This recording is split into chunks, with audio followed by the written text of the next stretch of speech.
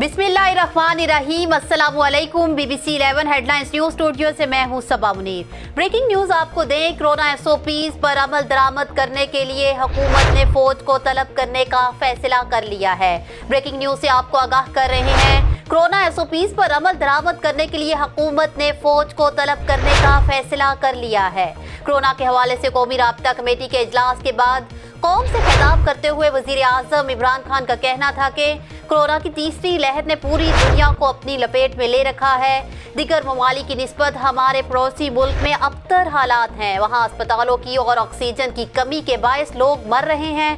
पाकिस्तान में भी आवाम एहतियात नहीं कर रहे और हमें खदशा है कि आने वाले चंद दिनों में पाकिस्तान में भी वही हालात हो सकते हैं जो इस वक्त भारत में हैं। वजीर आज़म इमरान खान का कहना था कि अगर हम गुज़िश्ता बरस अस्पतालों पर तवज्जो ना देते तो शायद आज हम पाकिस्तान में बेहतर हालात ना देख रहे होते।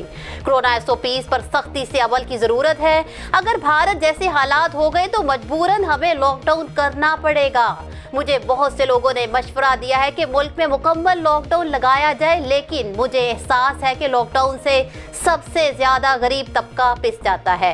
इमरान खान ने कहा है कि गुज़िश्ता बरस पाकिस्तान में बहुत एहतियात की गई, लेकिन अफसोस के साथ इस पर कोई शख्स NCOC की जानिब से दी गई हदायत पर अमल नहीं कर रहा। मैं बार बार कह रहा हूँ कि ये ना हो कि हमें मजबूरन सब बंद करना पड़ जाए।